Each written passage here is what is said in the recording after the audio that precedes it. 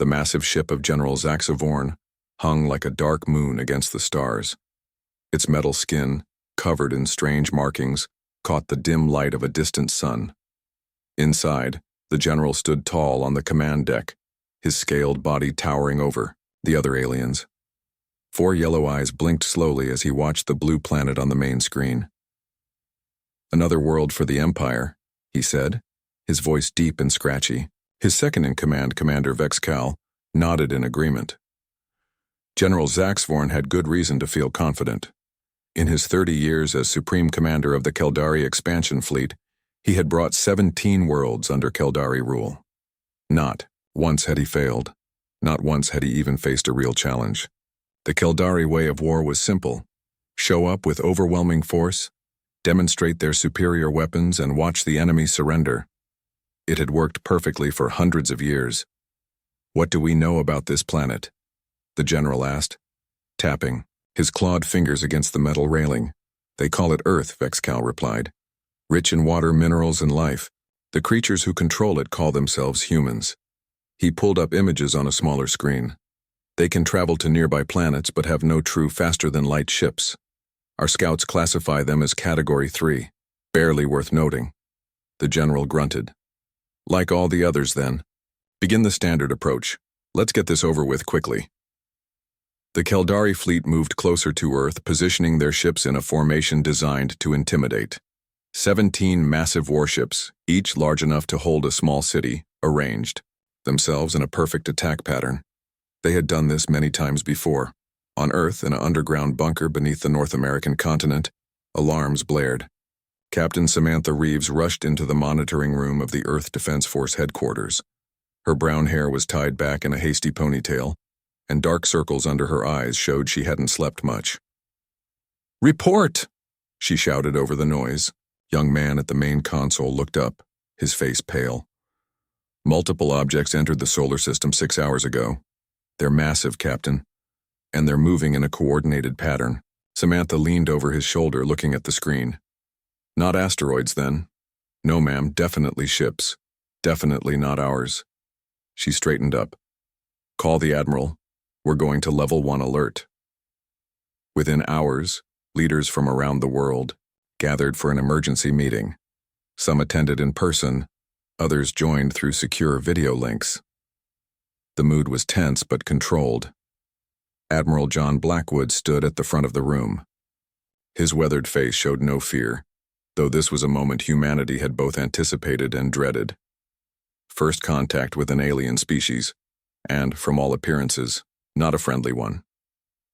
"Ladies and gentlemen," he began, "at Oro 400 hours today, our deep space monitoring stations detected 17 spacecraft entering our solar system. They are currently taking position near Mars orbit. We have attempted communication but received no response." President Laura Martinez, a small woman with a powerful presence, spoke up. "What are our options, Admiral?" "Limited, Madam President. Our space defense systems were not designed to face this kind of threat. We have nuclear missiles, orbital platforms, and the new laser defense grid, but honestly, we don't know if any of it would even scratch their paint." The room fell silent as this reality sank in. A general from the Chinese delegation spoke next. "Could we strike first? Perhaps a surprise attack would—" Admiral Blackwood cut him off. "Based on their technology level, I believe a first strike would be suicide. They clearly have faster-than-light travel. God knows what else they have." The discussion continued for another hour, until every screen in the room suddenly flickered. A new image appeared. A creature unlike anything humans had seen before. It had a reptilian face with 4 yellow eyes. Bony plates covered its body, and sharp teeth lined its wide mouth. "People of Earth," the creature spoke, its words translated into multiple human languages simultaneously. "I am General Zaxvorn of the Keldari Empire. Your world is now under our protection. You will surrender all military control and planetary governance to us within 48 of your hours. Resistance is inadvisable." The transmission then showed scenes from other planets, strange alien cities being destroyed by Keldari weapons, entire defense fleets reduced to floating debris.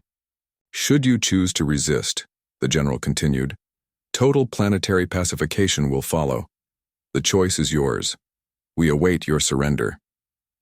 The transmission ended, leaving the room in stunned silence. President Martinez was the first to recover. Well, she said, standing up straight, they certainly don't waste time on pleasantries. Madam President, Admiral Blackwood said carefully, we need to buy time. Our lunar bases are still being completed. The Mars colony is completely vulnerable. Martinez nodded. We negotiate then, but we also prepare for the worst. She turned to face the room full of world leaders. Throughout our history, humanity has faced countless threats to our existence. Plagues, world wars, climate disasters, and we have survived them all. We will survive this too. The Earth's response was coordinated with remarkable speed. While military forces worldwide went on high alert, a diplomatic message was sent to the Keldari fleet.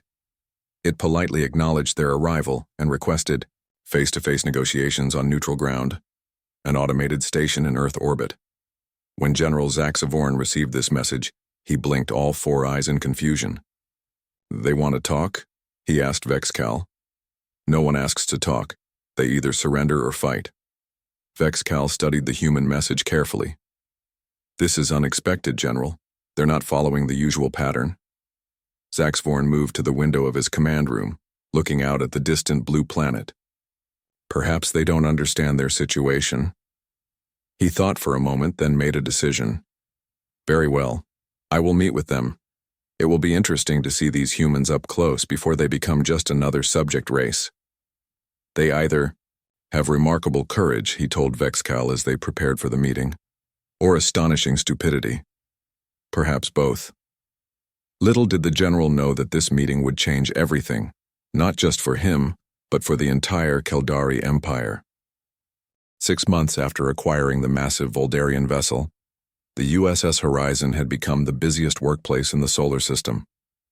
Thousands of Earth's brightest minds worked day and night to understand the alien technology. Progress came slowly, at first then in sudden bursts as key discoveries unlocked new understanding. Daniel Green sat in what had once been a Voldarian command center, now converted into the main research hub. At 42, with thinning brown hair and thick glasses, he didn't look like someone in charge of humanity's greatest technological treasure. Before the aliens arrived, he had been an overlooked NASA scientist with too many unusual ideas. Now, as chief science officer of the Horizon Project, those same unusual ideas were his greatest strength. The problem, he explained to Admiral Carter during his weekly visit, is that we kept thinking like humans trying to understand alien tech. We needed to think like humans reimagining alien tech. Carter looked confused. What's the difference? Green smiled and pointed to a large display showing the ship's power system. The Voldarians built this as a closed system. Everything connected, in specific ways because that's how they think. Orderly, hierarchical, predictable. But human technologies developed differently. We're messy, we improvise, we connect things that shouldn't logically go together. On another screen, he showed a modified diagram. So instead of just learning their systems, we're rebuilding them our way. Hybrid technology, part alien, part human. Admiral Carter studied the diagrams. Despite his years of military technical training, much of it was beyond him, but he understood enough to see that the changes were substantial. And it works? He asked. Better than it did originally, came a voice from behind them. Lisa Ortiz walked in, carrying several tablets. At 35, the commander had an unusual background. Military strategy combined with a doctorate in ecological systems. Her dark hair was pulled back in a practical ponytail, and she moved with the confidence of someone who knew exactly what she was doing. Show him the garden, she said to Green. Daniel nodded and led them through a series of corridors. The ship was so vast that even after months, most humans on board used mapping devices to navigate. After several minutes of walking and one trip on an internal transport system, they arrived at a sealed door. This section originally housed weapon systems, Green explained. The Voldarians had removed most of them before the transfer, leaving empty space. He pressed his hand to a panel and the door slid open. Admiral Carter gasped. Instead of the empty metal chamber he expected, he found himself looking at what appeared to be a forest. Trees, plants, flowing water, and even artificial sunlight filled the enormous space. "Welcome to Biosphere 1, said Commander Ortiz with obvious pride. The first of many. They walked into the massive garden. The ceiling, at least 100 feet high, glowed with light that perfectly mimicked Earth's sun. Small birds flew between trees, and the air smelled fresh and clean. "This isn't just for show," Ortiz explained. "We've modified the ship's life support systems to work with natural biological processes. These plants clean the air and water better than the original filters, and they produce food for the crew." Admiral Carter looked around in amazement. The Voldarians never thought to do this? They wouldn't, Green said. Their approach to space travel was to overcome nature with technology. Ours is to work with it. As they continued the tour, they met John Bailey, a former submarine commander with a shaved head and steady hands. At 55, he was older than most of the team but had irreplaceable experience with enclosed, self-sufficient systems. The real breakthrough came when we stopped trying to decipher their communication technology and started experimenting, Bailey explained as he led them to a lab filled with equipment. The Voldarians used quantum fields for instant messaging across light years. We discovered we could modify those fields to do something much more interesting.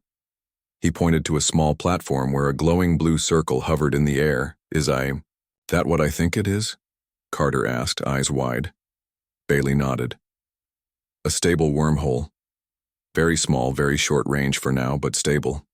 The aliens never thought to use their communication tech this way because they developed it specifically for sending messages. They put it in a mental box labeled communications and never considered other applications." Admiral Carter stared at the tiny wormhole.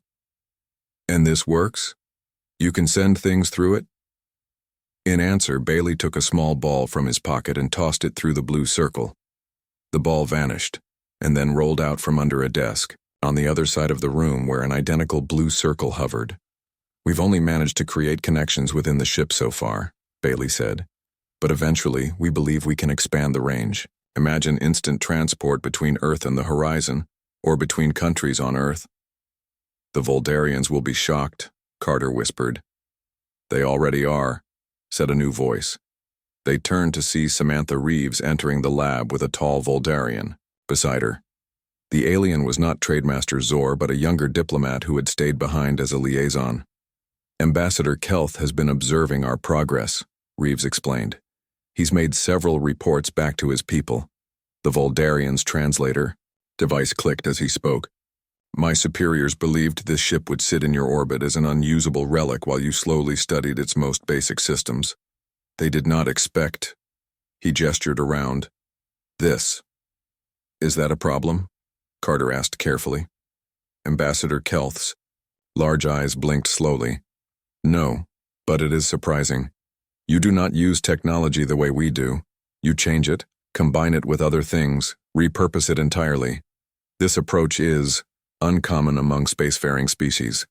As they continued the tour, they reached a newly constructed observation deck where Earth was visible through enormous reinforced windows. The view was breathtaking, the blue planet shining against the blackness of space. "Most species," Ambassador Kelth continued, "develop technology along predictable paths. We can usually tell what a civilization will do next based on what they've done before. Humans are less predictable." "Is that a compliment or a concern?" Commander Ortiz asked with a small smile. "Both," the Voldarian admitted. "When word of your modifications reaches the Galactic Conclave, there will be significant interest. Some positive, some negative." Admiral Carter turned from the view of Earth. "Conclave? You haven't mentioned this before." "An alliance of spacefaring civilizations," Ambassador Kelth explained. "They monitor developing species and regulate certain technologies. Normally, a species must have at least a century of interstellar capability before being considered for observation. But we've jumped ahead by getting this ship," Green concluded. "Precisely. And what you're doing with it is unprecedented." That evening, After the tour ended and Ambassador Kelth had departed, the leadership team met in what had once been a Voldarian mess hall and was now a human cafeteria. The room buzzed with energy as they discussed the ambassador's revelations. "We need to accelerate our plans," Reeves said firmly. "If this galactic conclave is watching, we need to show them what humans can really do." "Agreed," said Bailey. "But we should be careful. We don't want to appear threatening." Carter nodded thoughtfully. "We continue as planned, but with awareness that we have an audience. This ship was never meant to be a weapon for us. It's a workshop, a laboratory, a stepping stone to the stars." As the meeting concluded, Daniel Green lingered by the window, looking out at the stars. "Something on your mind?" Carter asked, joining him. "Just thinking about perspective," Green replied. "The Voldarians saw this ship as obsolete technology, barely worth recycling. We see it as a miracle, a treasure trove of possibilities. I wonder what else is out there that other species have overlooked simply because they couldn't imagine using it differently." Carter placed a hand on the scientist's shoulder. "That's humanity's gift to the galaxy, I suppose. We see things differently." Outside, the window. Earth continued its silent rotation, unaware that its position in the galactic community was about to change forever. The first Keldari warrior charged at Frank Miller like a freight train. The massive alien moved with shocking speed for his size, clawed hands reaching out to grab the human. Everyone watching expected the construction worker to be crushed instantly. But Frank wasn't where the alien expected him to be. With a quick sidestep that looked almost casual, he moved just enough to avoid the charging alien. Then, as the confused Keldari passed him, Frank grabbed the alien's arm, planted his feet, and used the creature's own momentum against it. What happened next stunned everyone watching. The 8-foot Keldari soldier, who weighed over 600 pounds, went flying through the air. He landed with a crash that shook the entire room. The impact was so hard that cracks appeared in the metal floor. "What just happened?" Commander Vexcal whispered, his 4 eyes wide with shock. Before General Zax Vorn could answer, the second contest had begun. Lisa Wong faced a female Keldari warrior, who was known for her speed rather than raw power. The alien moved in a circle around Lisa, looking for an opening. Then she attacked with a flurry of claw strikes. Lisa moved like water. She seemed to flow around the attacks, never where the claws expected her to be. Each time the Keldari thought she had connected, her claws met only air. It was like trying to grab smoke.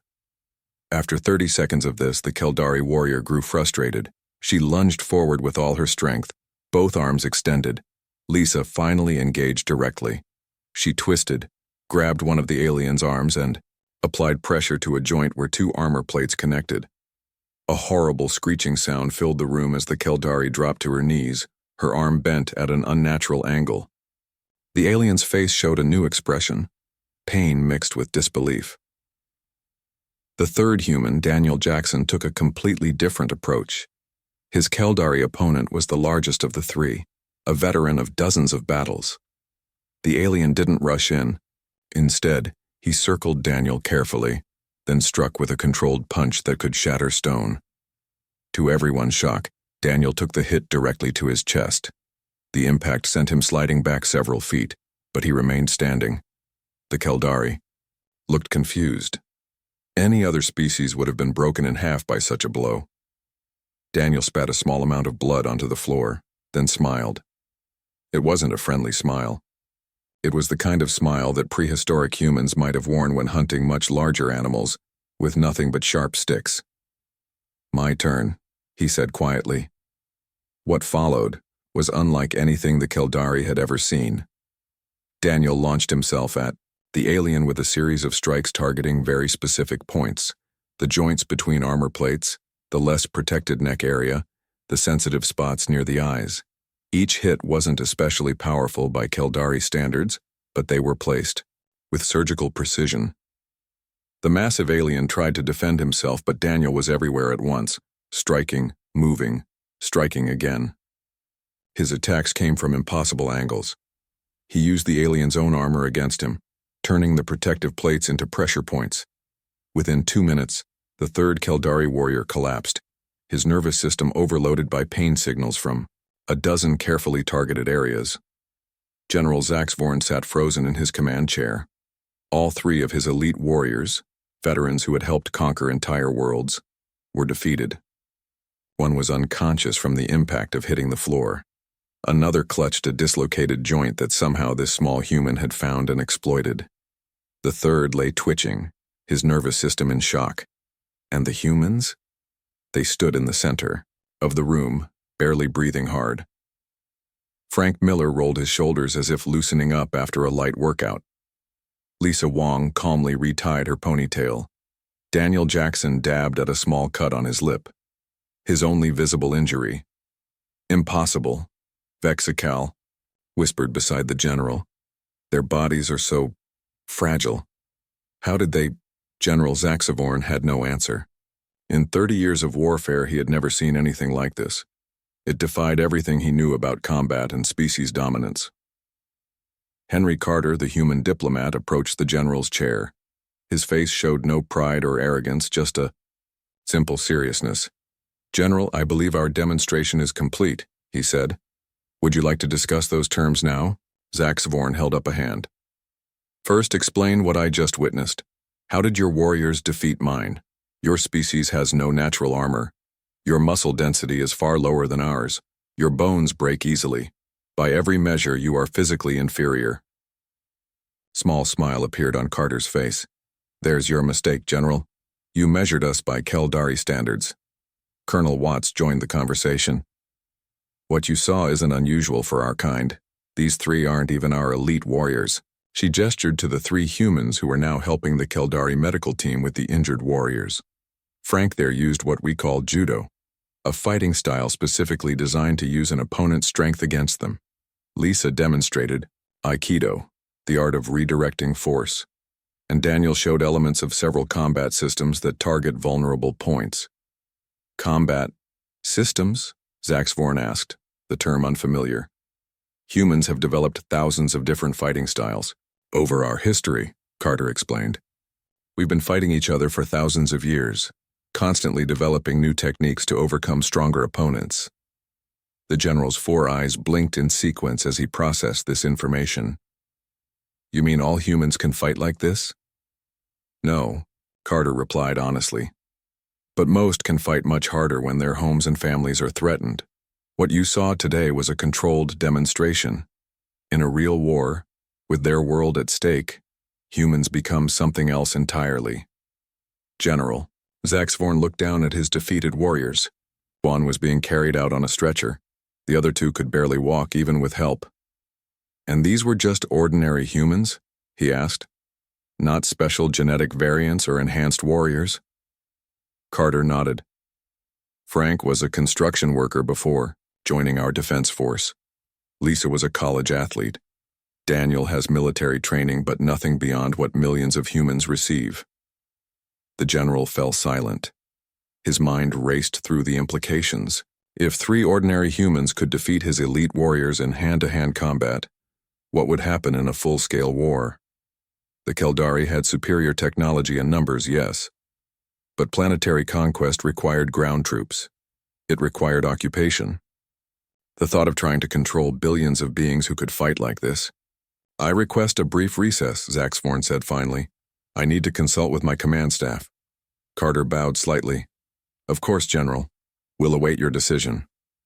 As the humans were escorted to a waiting area, General Zaxvorn gathered his officers in a secure room. For the first time in his career, the great conqueror felt something new. Doubt. The intelligence on humans was catastrophically wrong, he told his stunned officers. "We classified them as Category 3, but their physical combat abilities exceed anything we've encountered." Commander Vexcal, still shaken by what he had witnessed, spoke up. "Perhaps it was some kind of trick, technology we couldn't detect." The general shook his head. "No, I watched carefully. What they did was physical skill, not technology." He paused, then added more quietly, "And they claim those three weren't even their best fighters." A heavy silence fell over the room as the implications sank in. What do we do, General? One of the officers finally asked. Zax Vorn stared at the tactical display showing Earth. Such a small planet. It had seemed like such an easy target. I need more information, he said at last.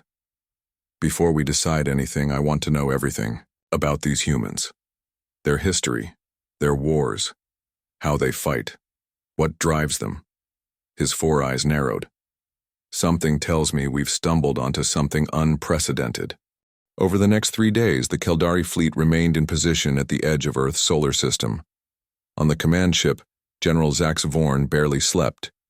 He spent hours watching videos and reading reports about human history. What he saw disturbed him deeply. The humans had provided access to their historical records as a sign of good faith during continued negotiations. The general had expected to find weaknesses. Instead, he found reasons to worry. Look at this, he said to Commander Vexcal, pointing at a screen showing ancient human warriors. Even thousands of years ago, they fought wars using complex strategies. These Spartans, only 300 of them, held off an army of thousands. Vexcal leaned closer. A myth, surely. No, it really happened. The general switched to another video. And here, these Vikings would sail across oceans in wooden boats to raid their enemies. The journey alone would kill most species. Screen after screen showed humans fighting, against nature, against animals, against each other. They fought in burning deserts and frozen mountains. They fought when outnumbered 10 to 1. They fought when victory seemed impossible. They never stop, Zax Vorn muttered. Even when beaten, they continue fighting. Look at this guerrilla warfare concept. Even after losing conventional battles, they keep attacking from hiding. Most troubling were the accounts of human responses to occupation. While many species submitted to superior force, humans had a well-documented history of resistance movements that could continue for generations, extracting a terrible cost from occupiers. Their entire history is constant combat, the general told his officers during a meeting. Not just against external threats, but against each other. They've developed technology specifically to overcome superior strength. He showed them footage of human martial arts tournaments. See how they turn fighting into an art form? They have thousands of different combat styles, each designed to defeat specific threats. They practice fighting for fun. One of his officers spoke up. But General, we still have superior technology and numbers. Our ships could destroy their major cities from orbit. And then what? Zax Vorn asked. We would still need to land troops to control the planet. How long would that occupation last when every human can potentially fight like those 3 we saw? He shook his head. And that assumes we win the initial battles. Their military response has been disturbing. Indeed, Earth had been busy during the negotiation period. The humans made no effort to hide their preparations. They had moved their fleets into defensive positions. They had activated planetary defense systems. Most concerning, they had started arming civilian populations. They're preparing for a resistance campaign before the war even starts, the general explained. And look at this. He showed a report about human manufacturing. They've already begun converting civilian factories to produce weapons. Their production capacity is increasing daily. Admiral Patricia Alvarez joined the Earth delegation on the 4th day of negotiations. She was a small woman with gray hair and a direct gaze. She walked with a slight limp from an old injury, but her eyes were sharp and missed nothing. We don't want war with your people, she told General Zax Vorn during a private meeting. Humans prefer peaceful exchange when possible. But you should understand something important about us. The general tilted his head. And what is that, Admiral? If you force this conflict, we will commit to it entirely, she said simply. Humans don't fight to make a point or to test strength. We fight to win, no matter how long it takes. Her words echoed what Zax Vorn had been seeing in the historical records. Humans didn't give up. They adapted. They found weaknesses. They kept coming. That night, alone in his quarters, the general made the most difficult decision of his career. He sat at his desk and began drafting a formal report to the Keldari Emperor. His clawed fingers moved slowly over the controls as he carefully chose his words. Based on extensive analysis of the species designated human, he wrote, I must recommend that the Keldari Empire bypass the Sol system and seek less problematic conquest targets. He paused, knowing what this report would mean for his career. Never in the Empire's history had a general recommended avoiding conquest. But, he continued writing, the resource value of Earth cannot justify the unprecedented military commitment required for successful occupation. Human physical capabilities and psychological resistance factors present unique challenges that would require a commitment of forces that would weaken our position in other sectors. In his personal log, which only the most senior military officials would ever see, Zaxavorn was more direct. These humans are the most terrifying species we have encountered. They evolved on a death world, fighting predators and each other without stopping. They have turned violence into an art form with thousands of specialized techniques. Their bodies can continue fighting through injuries that would stop any rational being. Most disturbing, they seem to become more effective when facing superior opponents. He added a final observation. We classify species based on technology level, but this is a critical mistake with humans. Their most dangerous weapon is not their ships or bombs. It is their relentless nature and their ability to keep fighting when any sensible species would surrender. 3 days later, the Keldari fleet began moving away from Earth. The massive ships turned slowly, their engines glowing blue as they accelerated toward the edge of the solar system. On Earth, people celebrated in the streets. They had faced their first alien threat and survived without firing a shot.